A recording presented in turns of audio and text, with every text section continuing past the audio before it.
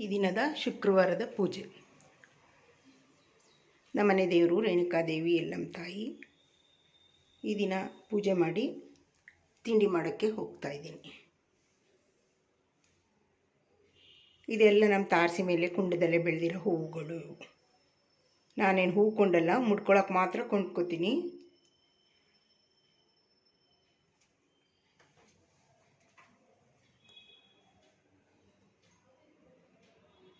ಒಂದು ಬಾಣಲೆಯಲ್ಲಿ 3 ಸ್ಪೂನ್ ಎಣ್ಣೆ ಹಾಕಿದ್ದೀನಿ. ಸಾಸಿವೆ, ಕಡಲೆಬೇಳೆ, ಉದ್ದಿನಬೇಳೆ, ಜೀರಿಗೆ, ಮೆಂತ್ಯ ಹಾಕ್ತೀನಿ. ಇದೆಲ್ಲ ಸಿಡಿದ ಮೇಲೆ ಈರುಳ್ಳಿ, ಹಸಿಮೆಣಸಿನ್ಕಾಯಿ, ಕರಿಬೇವಿನ ಸೊಪ್ಪು ಹಾಕ್ತೀನಿ. ಒಗ್ಗರಣೆಯಲ್ಲಿ ಈರುಳ್ಳಿ ಸ್ವಲ್ಪ ಬಾಡಿದ ಮೇಲೆ ಹಿಂಗೆ ಹಾಕ್ತೀನಿ ಸ್ವಲ್ಪ. ಇಲ್ಲಿ 1/4 kg ಬೆಂಡೆಕಾಯಿನ ತೊಳೆದುಬಿಟ್ಟು ಕ್ಲೀನಾಗಿ ಕಟ್ ಮಾಡ್ಕೊಂಡಿದ್ದೀನಿ ಸಣ್ಣಕ್ಕೆ, ಅದನ್ನು ಹಾಕ್ತೀನಿ.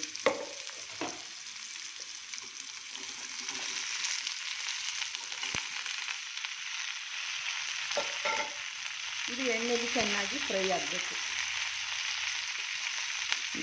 ಚೆನ್ನಾಗಿ ಬಾಡಲಿ. ನೋಡಿ, ಇಷ್ಟು ಫ್ರೈ ಆದಮೇಲೆ ಹೀಗೆ ಕೈ ಎಡ್ತಾ ಇರಬೇಕು.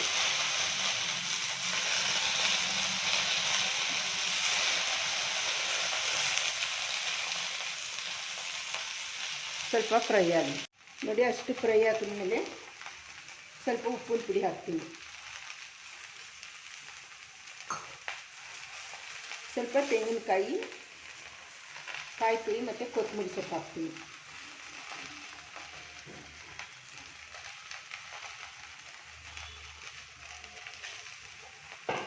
ಇದು ಚಪಾತಿಗೆ ತಿನ್ಬೋದು, ರೊಟ್ಟಿಗೆ ತಿನ್ಬೋದು, ಮತ್ತು ಊಟಕ್ಕೆ ಸೈಡ್ ಡಿಶ್ ಆಗಿ ನೆಂಚ್ಕೊಂಡು ತಿನ್ಬೋದು.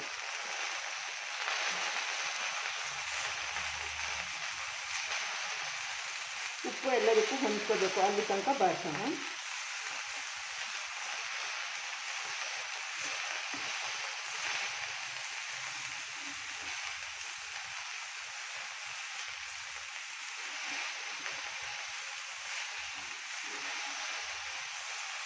ಈ ರೀತಿ ಎಲ್ಲ ಮಿಕ್ಸ್ ಮಾಡಬೇಕು.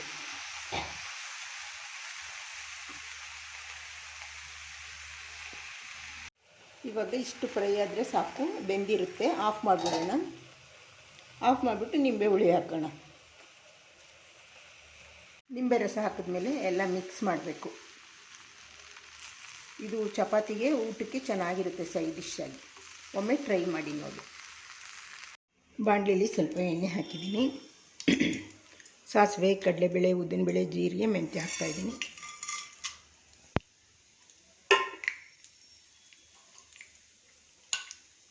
ಇದೆಲ್ಲ ಸ್ವಲ್ಪ ಚಟಪಟ ಅಂತ ಸಿಡಿಲಿ.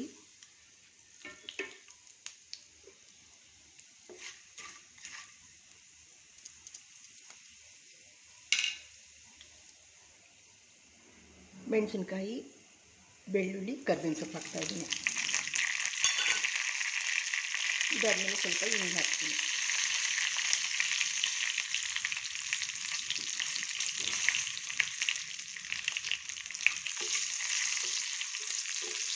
ಇದು ಸ್ವಲ್ಪ ಬಾಡಲಿ. ಇವಾಗ ಈರುಳ್ಳಿ ಹಾಕ್ತಾಯಿದ್ದೀನಿ. ಈರುಳ್ಳಿ ಹಾಕಿದಷ್ಟು ರುಚಿ ಜಾಸ್ತಿ. ಈರುಳ್ಳಿ ಜಾಸ್ತಿ ಇರಬೇಕು. ಟೊಮೊಟೊಗಿಂತ ಈರುಳ್ಳಿ ಜಾಸ್ತಿ ಇದ್ದರೆ ತುಂಬ ರುಚಿ. ಇದು ಸ್ವಲ್ಪ ಫ್ರೈ ಆಗಲಿ. ಇವಾಗ ಉಪ್ಪು ಹಾಕ್ತಾಯಿದ್ದೀನಿ.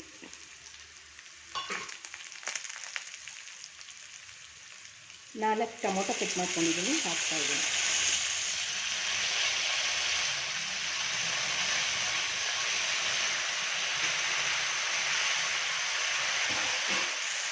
ಇದು ಸ್ವಲ್ಪ ಚೆನ್ನಾಗಿ ಬಾಡಿಸ್ತೀನಿ, ಮಿಕ್ಸ್ ಮಾಡಿ.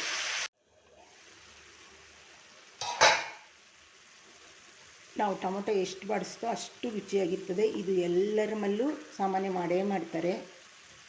ಟೊಮೊಟೊ ಎಲ್ಲರ ಮಲ್ಲೂ ಇರುತ್ತೆ. ಬೇಗನೆ ಗೊಜ್ಜು ಮಾಡ್ಕೊಬಿಡ್ತಾರೆ. ಇದೆಲ್ಲಕ್ಕೂ ಸೂಟ್ ಆಗುತ್ತೆ. ಅನ್ನದಿಂದ ಹಿಡಿದು ಎಲ್ಲ ತಿಂಡಿಗಳಿಗೂ ಸೂಟ್ ಆಗುತ್ತೆ. ನೀವು ಹೇಗೆ ಮಾಡ್ತೀರಿ ತಿಳಿಸಿ. ಇವಾಗ ಸಾಂಬಾರು ಪೌಡ್ರ್ ಹಾಕೋಣ. ಸ್ವಲ್ಪ ಕೊತ್ತಂಬರಿ ಸೊಪ್ಪು ಹಾಕ್ತೀನಿ.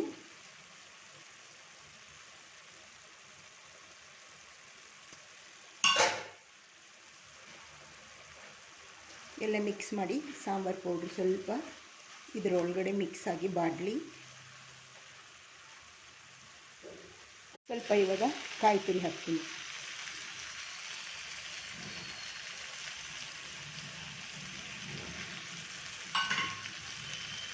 ಕಾಯಿ ತುರಿ ಹಾಕ್ಬಿಟ್ಟು ಸ್ವಲ್ಪ ನೀರು ಹಾಕೋಬೇಕು. ನಮಗೆ ಹೇಗೆ ಕನ್ಸಿಸ್ಟೆನ್ಸಿ ಹೇಗೆ ಬೇಕು ಹಾಗೆ ಮಾಡ್ಕೋಬೇಕು.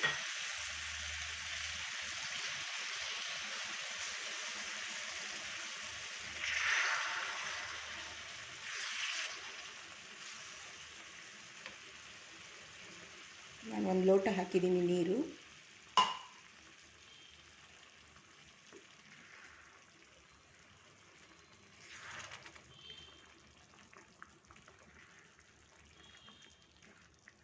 ಒಂದ್ಸಲ ಚೆನ್ನಾಗಿ ಕುದಿಸೋಣ. ನೋಡಿ ಇಷ್ಟು ಕುದ್ದಿದೆ.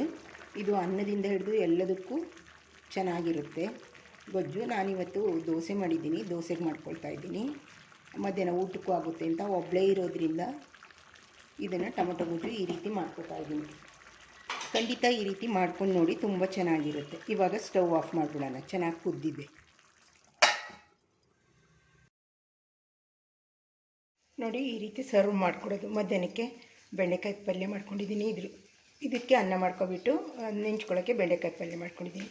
ಈ ರೀತಿ ದೋಸೆಗೆ ಮಾಡ್ಕೊಂಡಿದ್ದೀನಿ. ಒಮ್ಮೆ ಟೊಮೊಟೊ ಪಲ್ಯ ನೀವು ಮಾಡ್ಕೊಂಡು ತಿನ್ನಿ ಈ ರೀತಿ.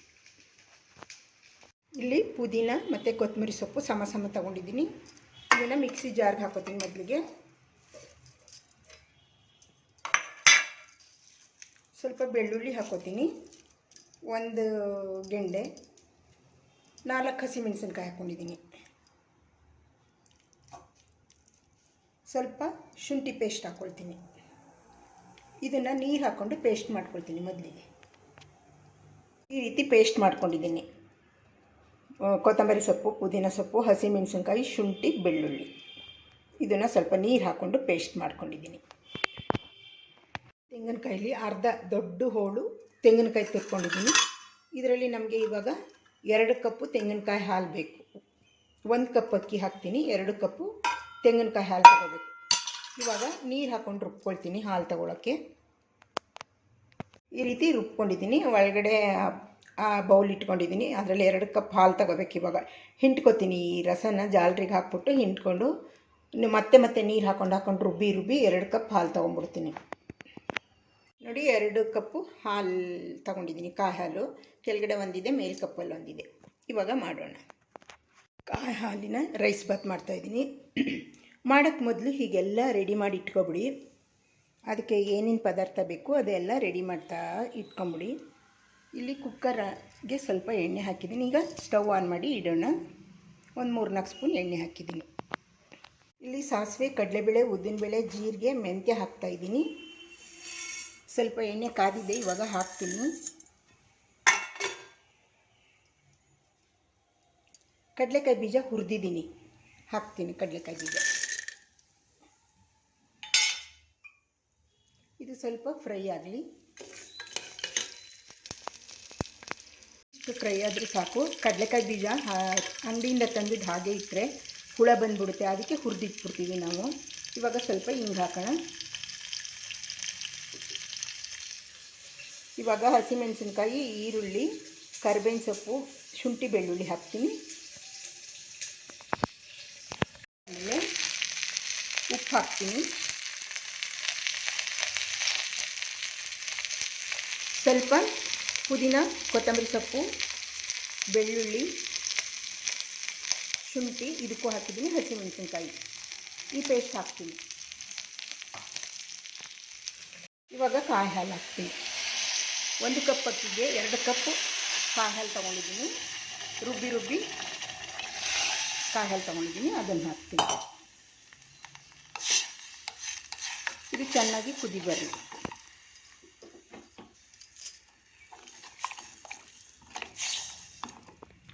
ಚೆನ್ನಾಗಿ, ಆಮೇಲೆ ಅಕ್ಕಿ ಹಾಕೋಣ. ಇವಾಗ ತೊಳೆದಿರೋ ಅಕ್ಕಿ, ಕೊತ್ತಂಬರಿ ಸೊಪ್ಪು ಹಾಕ್ತೀನಿ. ಕಟ್ ಮಾಡಿದ್ದೀನಿ, ತೊಳೆದು ಹಾಕ್ತೀನಿ.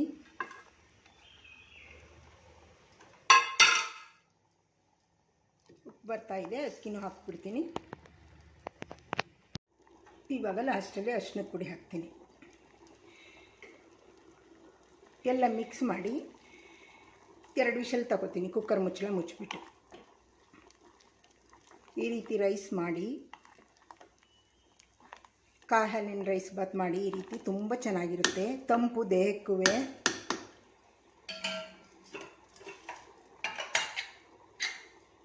ಇವಾಗ ಮುಚ್ಚಳ ಮುಚ್ಚಿ 2 ವಿಷಲ್ ತಗೊಳ್ಳೋಣ. ಇವಾಗ ತಣ್ಣಗಾಗಿದೆ ಕುಕ್ಕರ್ ಮುಚ್ಚಳ ತೆಗಿತೀನಿ. ಕೆಳಗಡೆಯಿಂದ ಎಲ್ಲ ಮಿಕ್ಸ್ ಮಾಡಿ ಸರ್ವ್ ಮಾಡೋಣ. ಇವಾಗ ನೋಡಿ ಉದ್ರಾಗಿ ಚೆನ್ನಾಗಿ ಬಂದಿದೆ. ಇವಾಗ ಸರ್ವ್ ಮಾಡೋಣ.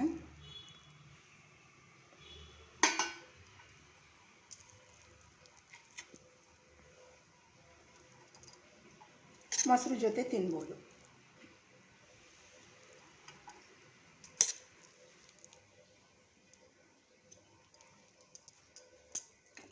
ಕಾಯಿ ಹಾಲಿನ ರೈಸ್ ಬಾತ್ ರೆಡಿ.